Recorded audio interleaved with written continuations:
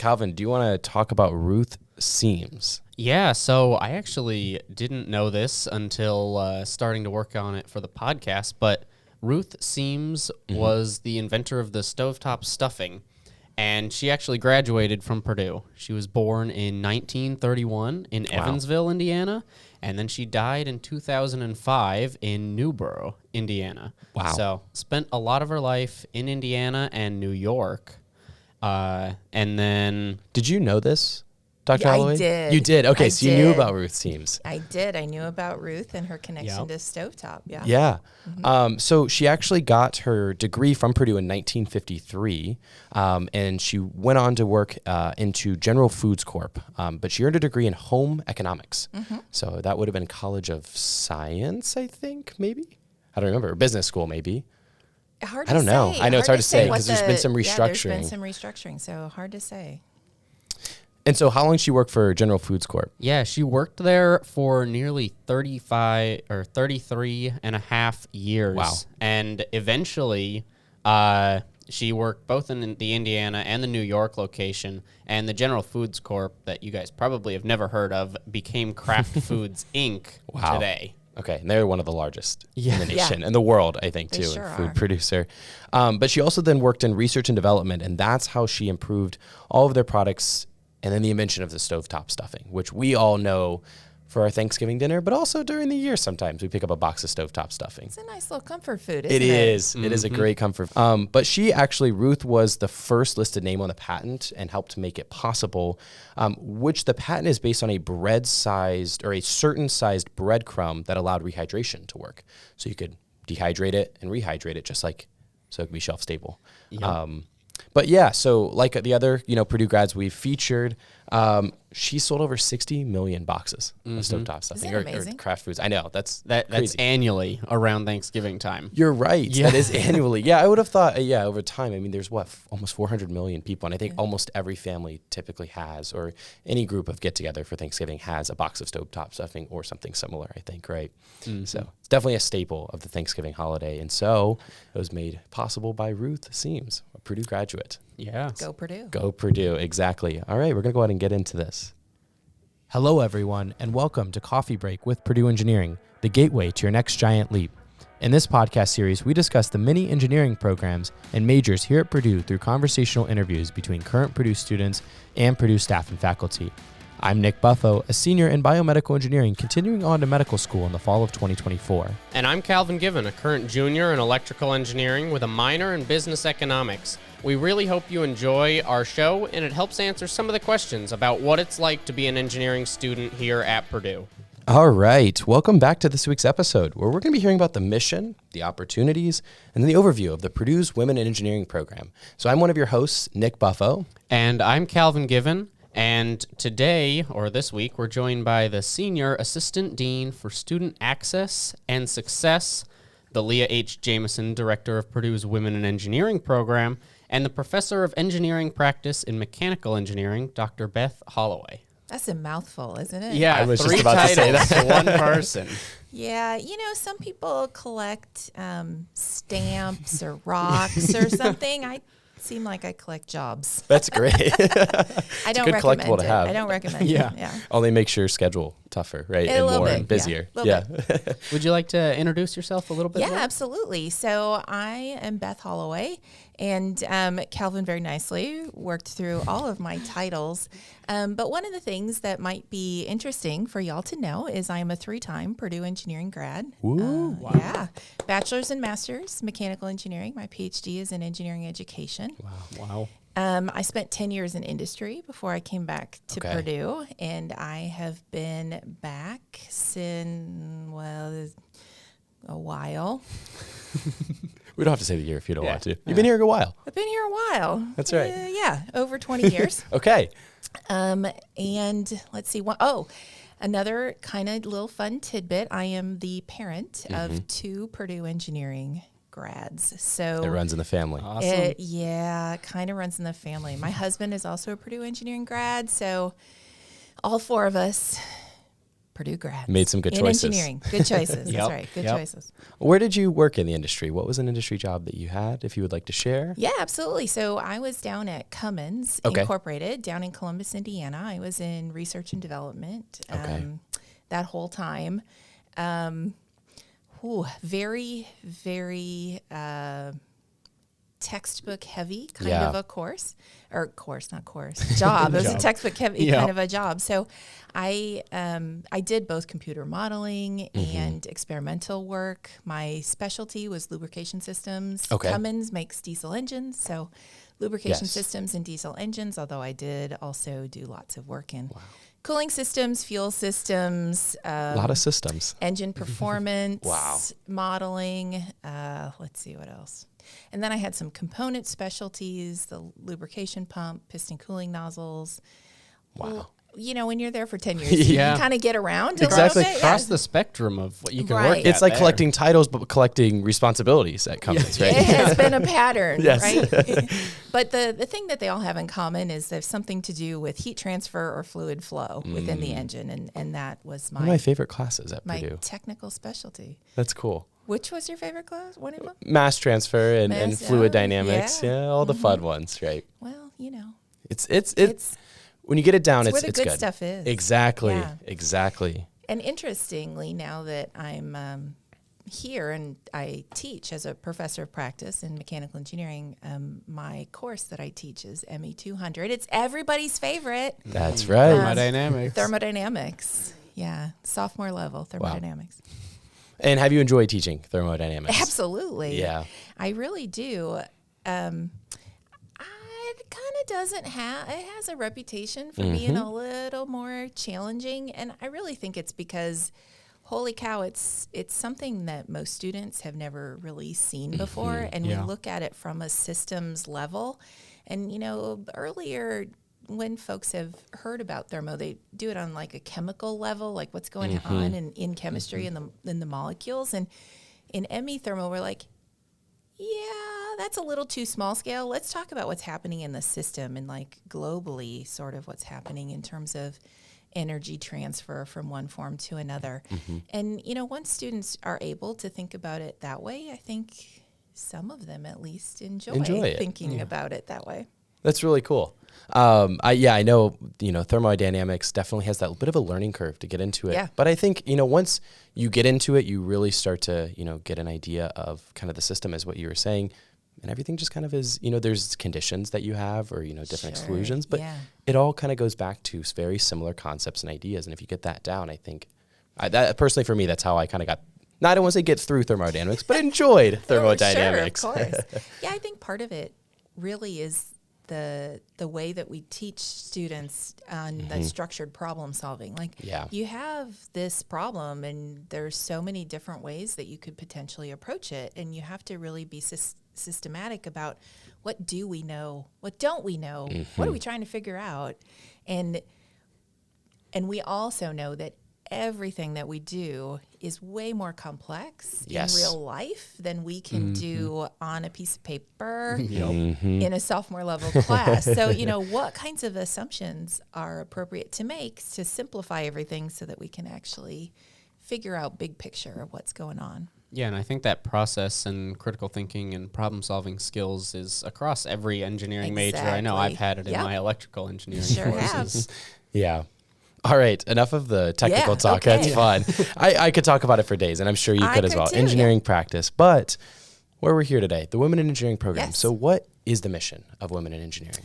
Yeah. So, the official, if you go to our website, the official mission says something like, we're here to enrich the profession of engineering with the full participation of women. And that sounds like super formal. Textbook. Like, yeah, textbook. It's like the textbook. textbook, the theory thing. But, so what is it that we do? We want to inspire and nurture interest in STEM broadly and engineering specifically amongst pre-college students. We want to show students who are interested in engineering that Purdue is a great place for them to study engineering. And once students get here, we want to help them build a community so that they're connected with each other across all engineering disciplines, and that they have that group that they feels like this is a place that I belong. Yeah, and you all have been at Purdue for a while, right? You know, there's lots of different ways that we do that, and the Women in Engineering program is one of those ways, and it tends to have a particular focus on bringing in girls and women. But I just want to be clear, everything that we do is open to every student who is interested. That's awesome. I know, and Calvin and I, throughout all of these podcast episodes, have found a very common theme, and that is community. And I think that's been a very thing. And again, none of us are paid to say this, but community has become, I think, a big, way of where do you find your individual communities on Purdue's campus? And I think you're right there alluding to it, Dr. Holloway, talking about, that this is just one component. It's a great component, but it's one component in the ways that you can build your individual communities and the support that you need in each of those places. Because let's be honest, no one is getting through engineering all by themselves. Every and single one. Yes, and that's a great point. And we shouldn't. So we all need a community to help us get through and into what it means to be an engineer and be a successful engineer. Both academically and socially, for sure. Absolutely. Totally agree with that one. And so we've talked a lot about community and what kind of resources and support generally, like broad strokes, does the Women in Engineering program offer, and then how do students access these programs? Yeah, that's a great question. So, like I said, most of what we're focused on is around building community, not just with, I would say certainly with students with each other, but also with the broader Purdue family. So alums are a huge part of what we do. So resources and access to alums and alum networks is part of it. Also opportunities to give back, right? To inspire the next generation of engineers. The opportunity to bring in the next class of engineers and help with that. So those kinds of resources. And, we always also say that, if a student doesn't know, they are having trouble maybe figuring out what are some really good resources for them to use, we all in our program have an open door policy, and students can pop in and say, okay, this is what I'm looking for. This is what I need. I'm having trouble finding it. What can we do? And, it's really great to be able to have those conversations with students about these are the kinds of resources, not only that the Women in Engineering program offers, but that Purdue Engineering and Purdue more broadly offer. It's kind of one of those, we always talk about this in our way, but I think it's a great, illusion is the switchboard almost, where you guys kind of become a way to point students into the directions that they need to go or that they should utilize. And I think, a lot of these support resources for students are that way, because I can tell you as a freshman coming into Purdue, I had no clue, maybe a fraction, I want to even say 10 to 20% of the actual resources that we had here. And that's why, of course, we started this podcast to bring more resources into it. But there is still so much out there that we don't even know about, or not a lot of people know about. I know, it's crazy, isn't it? We're here to help, right? Yeah. and I get why students don't really know about all of these things, right? Our websites are huge, and it's hard to find things unless... So many different sections.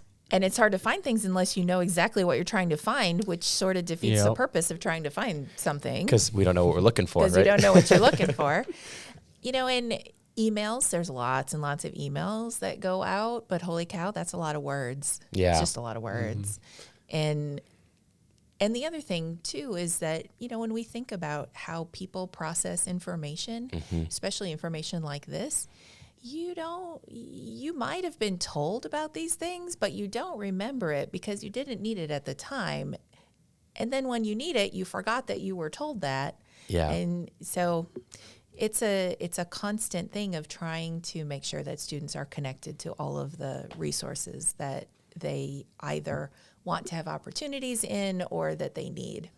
Awesome. And so I know we've talked about some of the resources for college students, and we'll get into more, I think, a little bit later. But I kind of wanted to know, I think you guys have activities and resources for K through 10. So our students who are not quite prospective yet, they're still in their, elementary and middle schooling. What are some of those activities for those kids? Yeah, so let's talk about that. We do start as early as kindergarten. And what we're trying to do with that kindergarten through 10th grade angle is to inspire and nurture an interest in STEM. Just not everybody has been exposed to engineering. Yep. How many kindergartners? Not all high schools even have programs or classes related to it. Right. And they certainly don't at the kindergarten level. So the whole point of what we try to do in the K through 10 space is partner with places that have lots of kids. Yep. And we go with activities, and we do engineering-based activities with kindergarten and on. What we're trying to do really when we do those is a couple things. One, it has to be hands-on. And it has to be hands-on because, have you ever been in a room full of kindergartners? They need something to touch and play with. To touch. Flashbacks right now. Yes. Right. You can't do let's do a seminar. 20-minute presentation Yep. about engineering, right? It doesn't work so well, right? quite. So it has to be hands-on. So it's engaging because they have the attention span of, A kindergartner. Thank you.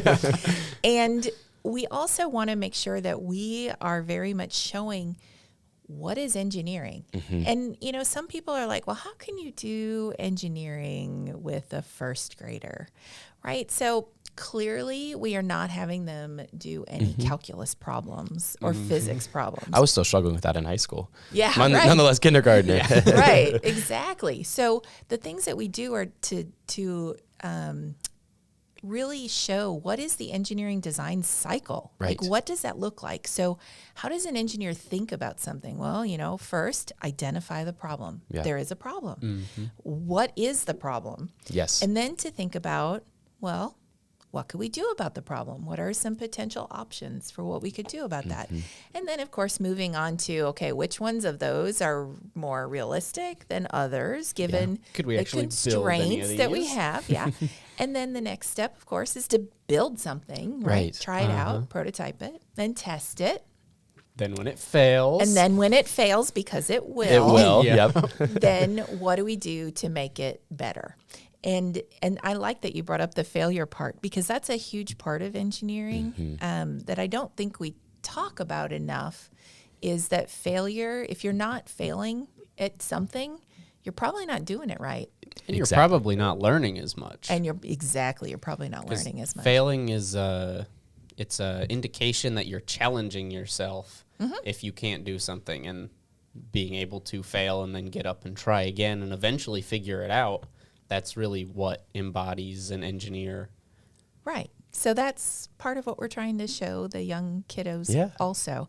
And, and all of these things that we have them do, we try to create a scenario that makes it real to them. Like what, not just Tinker Toys that you're playing with. I don't even know if kids do that anymore, but I had Tinker Toys. I had growing up. Tinker Toys. did you? Okay. Yeah. I've seen them a couple of times in the schools that I've been in. And so, I'm like, they're every still- time I see they're it. still a thing. That and Lincoln Logs. I had the Lincoln Logs. Yep. Those are great. I love the Lincoln But I Logs. still see them, and every day I'm like, okay, I've restored faith in our kids. The engineers are coming. But Right. So, just getting them into that and saying, okay, what is a kind of a big problem that they might have some notion of, or it's related to something that they do or see or use. And then kind of creating a little space for what's a problem? How could you think about it differently? Right. And so that's a big part of what we do in the K through 10 space. In terms of how can students who are kindergartners through 10th graders, or in some cases more accurately parents of students Yep. who are kindergarten through 10th graders, how do they access those that information or those programs? I would say that we do a variety of partnerships with local community-based organizations. So if your student is in one of those, there you go, pretty easy. Yep. We also have several on-campus opportunities that we run, and those primarily, we always advertise those through our website.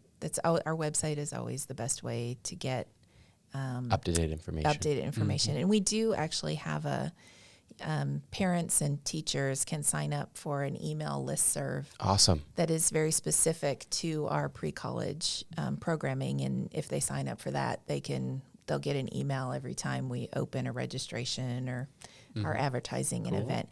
And we don't send anything else out through that listserv. So they don't have to worry about always junk mail or no spam. junk mail, no spam. The Women in Engineering is serious. Yeah, everything's serious. Yes. But awesome. Those sound like great programs, and I know that growing up, I didn't see a lot of those programs, and not even just for women, but just in general for engineering. And so it's great to see that those programs are open for everyone, but that they are now in that years, because those are the years you have to nurture. I know. So you all may be really interested in this. Most of our pre-college programming in that kindergarten through 10th grade space is about half boys and half girls. Wow.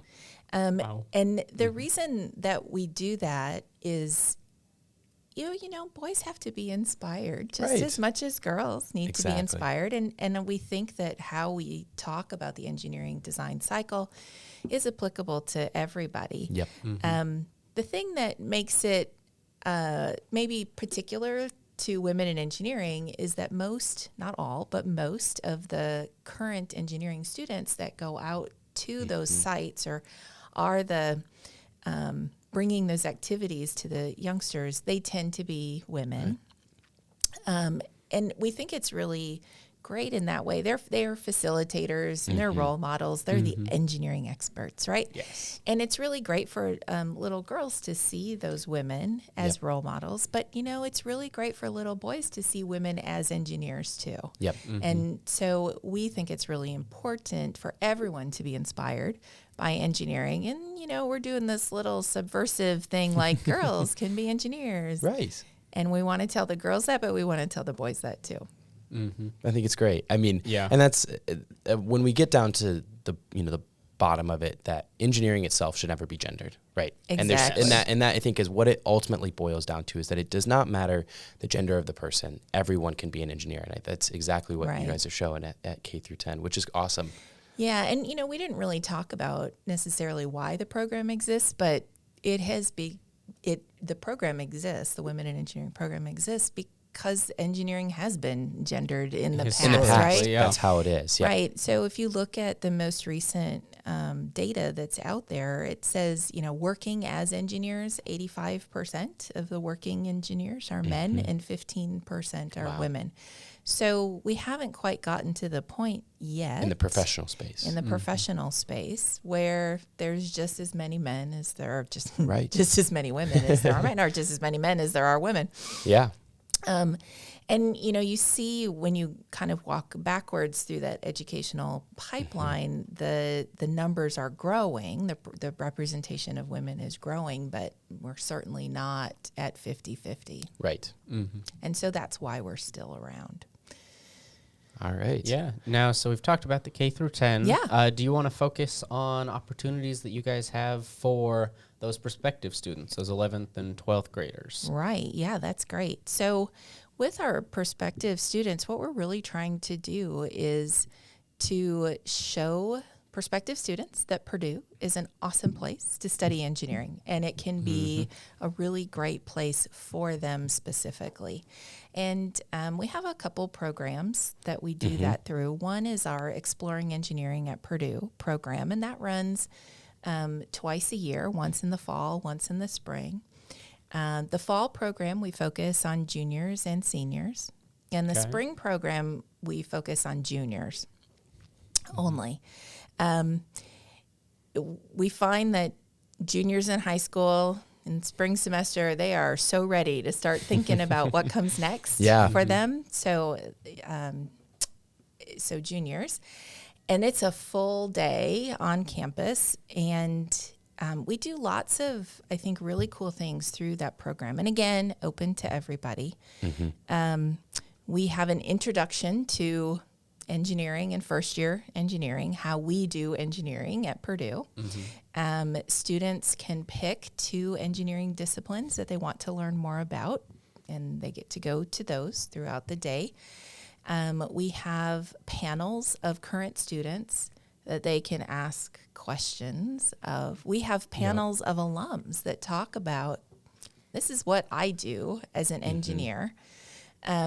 We have some tours of campus, and then we have some sessions that are very specific to Purdue Engineering, like, let's learn more about one of the pathways through first-year engineering, right? Yep. So we have a session for each of those for students to learn more about. And then we have some sessions around, hey, let's think about other opportunities that you could do, like co-oping or interning or study abroad or those kinds of things. So it's a jam-packed day. It is. Sounds like it hits just about everything. That's the whole that we're trying. We're trying to hit everything. Bang for your buck, right? Yes. But we're also really trying to show that, again, Purdue is a community, and it's more than just the faculty and the staff and the students who are involved in this, but it's also the alums that are involved in this too. Involved in it, right? Yeah. And those sounds like great opportunities, and that's why we encourage our students, that are probably listening to this podcast, ready to start to go to college, to take advantage of those opportunities. Yes, in fact, registration for the spring event is open now. Open now. Yeah, look on our website. Back to the websites. Back to the website. Awesome. So we've kind of hit K through 10. We've kind of hit 11 through 12. Now let's talk about a couple of the things that are open to current students. Yeah. And I've heard about a mentorship opportunity before, mentor, mentee. Yeah. What's that about? And what are some of the other opportunities that students can take part We in? have a whole slate of programming for current students, both undergraduate and graduate students, but we'll just focus maybe on the undergraduate for today. Yeah, you bring up the mentoring program. It's officially called Mentees and Mentors. Okay. I feel like everyone wants to switch the order. Don't ask me why Mentees comes first. When I came into the program, that's what it was named. It's you. It's the mentee. It's the priority, right? That's probably it. And it is intended to, again, bring students together. It's a peer mentoring program. So it's not with graduate students or industry mentoring students. It's really, more advanced students mentoring more less advanced students, put it that way. Closer in age and grade level, I should say. Right? And that is really powerful in a mentoring program, to have that near peer mentoring. There's lots of different ways that you can engage with the mentoring program. You can just be like, yes, I want to come in, I want to be in the mentoring program, and we'll break you into small groups. Okay. And there's always going to be some students who are, more like juniors and seniors, and there'll be students who are first and second year students. So there's the group always is comprised of all 4 years. All 4 years. We try to do it a little bit by discipline, so that's a helpful thing, because, MEs, they need to talk to other MEs about the curriculum, right? And the electrical and computer engineers, they need to talk with other electrical and computer engineers, and the biomeds are doing, they got that too. So we do that, and we have a monthly meeting. Okay. And in that monthly meeting, there's always time for that group to really interact and talk and be together. And we don't just sit them down and go, okay, talk. Like, there's some structure to that. But there's always a little professional development workshop that comes along with that too. And many times it's either an alum or a corporate representative that puts that on. And oh my gosh, we do so many different things, and we try not to repeat, because this is a program that students can be in first year, second year, third year, right? All 4 years. So we don't want to repeat topics, but we've done things, let me think. We've done things about networking, speed networking, like, why should I network? Yeah. Yeah, it's really that was important. a big thing. It is. Yeah. It's huge. So, and how to do it well. You don't learn a lot of it in high school, or even as a younger don't. kid. And you Yeah. get And you don't get it through your classes. No, yeah. So most of the stuff that we do are things that you probably aren't getting through your classes. So it's professional skill development. kinds of things. So we've done things on conflict resolution. Yep. We've done things on, oh my gosh, what is the difference between a managerial career and a technical career? And how can I start thinking about that? We've done things that hit a little bit closer to home, like personal finance. That's important. That's also important. Health and wellness. Another one. Hitting all the Right, things that I right. wish I would have had more All the- workshops yeah, on. exactly. So we do lots of different kinds of things. How to come up with an elevator pitch Okay. at a job fair. That's a big That's one. huge. That's It's 30 seconds that It's could the- make or break your experience at a That's job. the first thing almost any recruiter asks you. Tell me Right, about tell yourself. me about yourself. Blah. I don't know. What do I say? But if they had the women in engineering program, right. they got it. They got it. So we do lots of different things like that. And then if a student is interested, they can sign up for a one-on-one mentoring experience. So we have students that are more senior in the program who are like, yes, I want a mentee, specifically one mentee. And we have the younger students who are like, yes, I feel like I need one-on-one conversation. So we facilitate that as well. In addition, in between those monthly meetings, there are like little, hey, come do this, or hey, go do that together. Little socials, we call them.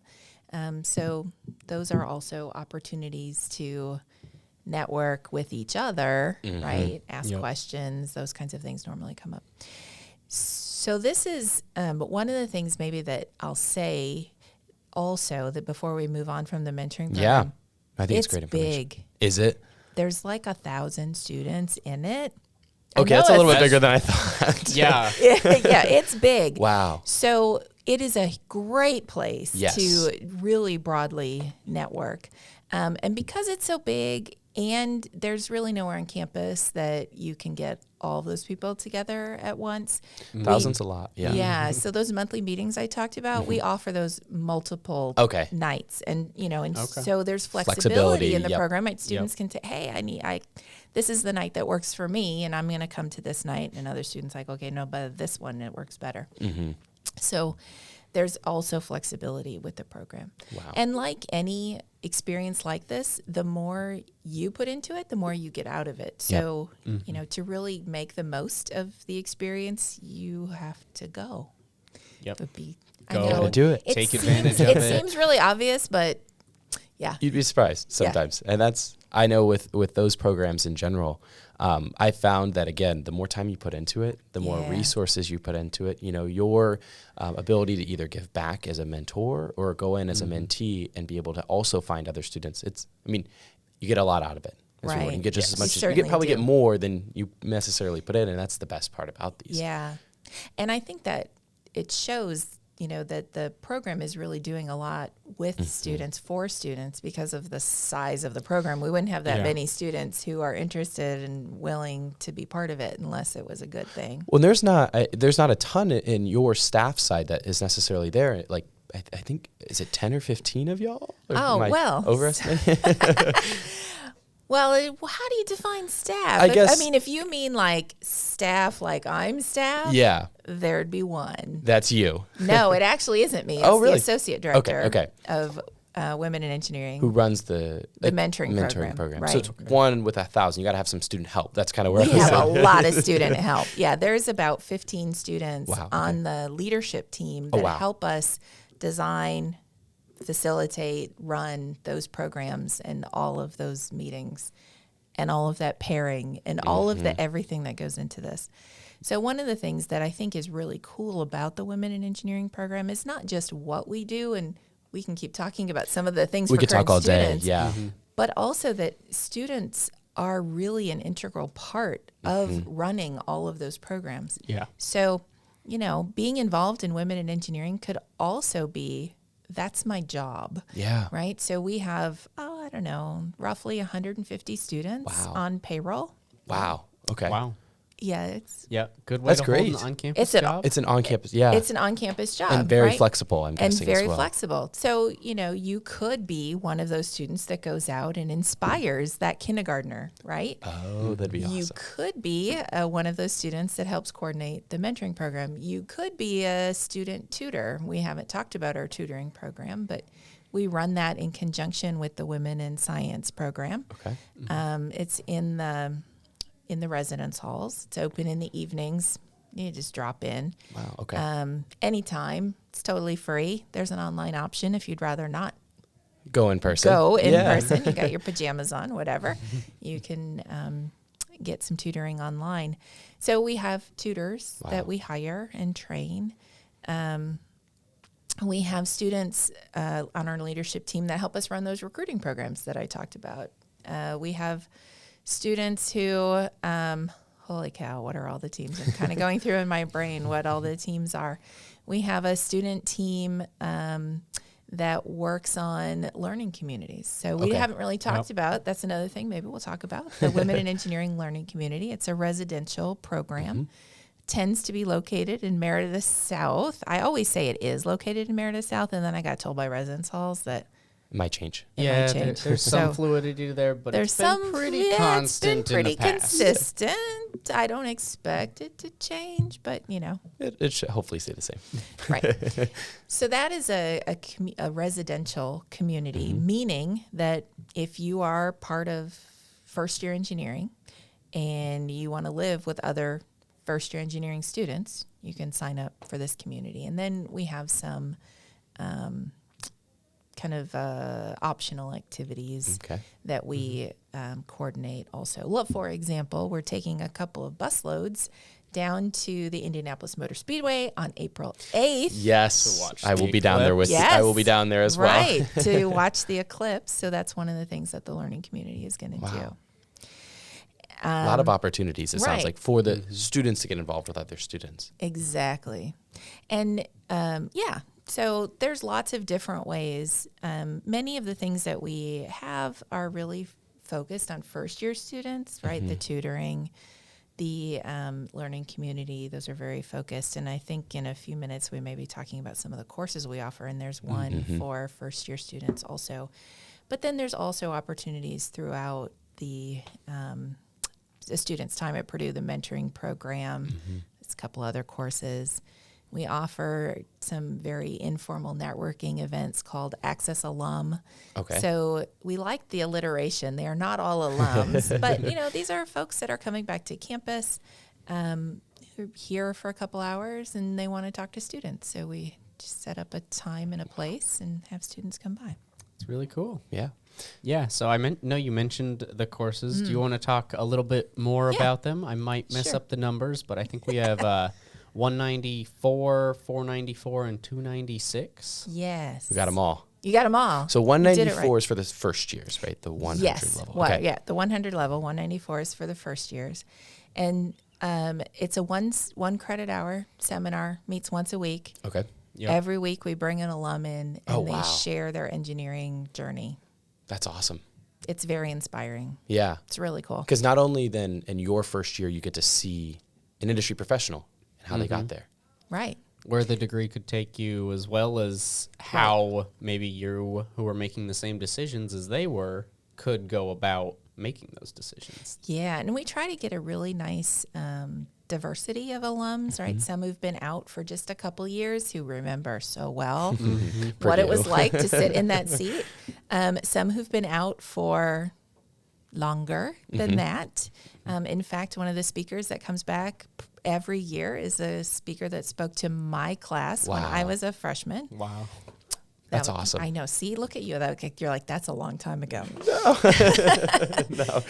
But, again, a wide variety. And alums who've stayed with the engineering career path and alums that have taken it in a different direction. So, maybe they've become a doctor or a lawyer or something, the med school option that you're going down in the fall. So we try to expose first-year students to a whole variety of, there's a lot of different kinds of engineering journeys. It's not all linear, too. And it's not all linear, yeah. And I believe you all have a study abroad. Is that Yes. 296? So that's the 296 Okay. course. We're doing that for the first time this spring. Oh, wow. Okay. And it's open to anybody in engineering, so it's not restricted by a year. And this spring, they're going to Belgium and France. Oh, that's going to be awesome. Yeah, it's going to be really I'm jealous great. about Exciting. trip. Yeah. And, the title of that study abroad is Gender in the World. Wow. So, how does gender play out in outside of the U.S. kind of context. And then we have a 494 class, and that Engineering 494, the official name of that is Gender in the Workplace. Okay. And it's intended primarily for juniors and seniors. And, in that class, we really, it's a 1 credit hour, meets once a week class. We really talk about all the ways that that gender can impact a workplace and people in the workplace, and how to navigate some of those situations, and how to be really supportive of others in the workplace, right? Create an inclusive, welcoming workplace community. and yes, how to create a community. Yeah, it's a common thread through everything we do. But that's awesome, because typically, students can take it at any level, but do you see like a lot of maybe the upperclassmen taking that 494 as they're starting to enter, or students that are even going into internships and we see all jobs? of that. Yeah. Those students are going into the workplace, and so they need kind of that. It's great to have that priming and know what does it mean to create that community in the workplace. Right. We do have a lot of students who have been on an internship or a co-op, and then they're like, oh, I feel like I need some more information about creating the workplace and creating a community and inclusivity. So they will take the class. Wow. But we have everyone from, first semester kind of juniors all the way through graduating seniors in that class. That's awesome. That sounds like a really great class. I wish I would have taken it, but you should have. I know. It's being offered right now. It's and unfortunately really important to have. It's a great skill when you're going into the workplace, because there are some common pitfalls that you can hit without even knowing that you've hit them. Yes, that's right. Exactly. Yeah. So thank you so much for your time, Dr. Holloway, and your insights. We've thoroughly enjoyed having you on the show. We really have. We have one more question for you, and you can just answer this in a short 1 to 2 sentences. Sure. How would you recommend to a student finding a community here at Purdue? Common theme. It's like we knew it was coming. Right. It's like you knew what I was going to talk about. So how to find your community. So I would say for incoming students, finding your community is try a couple different things, follow some of your interests. What are you interested in? There's probably somebody else on this campus who's doing that. But then also to think about, what kind of experience do I want? Yeah. Yep. And see where that takes you. I highly encourage all students to think about the Women in Engineering program. And, we offer lots of really great ways to build community. But I'm also well aware we are not the only way we build community. So I would really encourage students to think about what kinds of programs and activities they think would be really helpful to them, that they would get a lot out of, but that they'd also be able to contribute to. That's really great. I think that's awesome. Yes. And, utilizing all of the resources you can, and the many great resources that Women in Engineering have and others you can find. I think that's awesome advice. Great, thanks. All right. That's going to actually conclude this week's episode. So as always, please reach out to the Office of Future Engineers with any questions. And I'm guessing they can reach out to the Women in Engineering program online. Yes. Go to that website. Yep. We'll see you guys next week.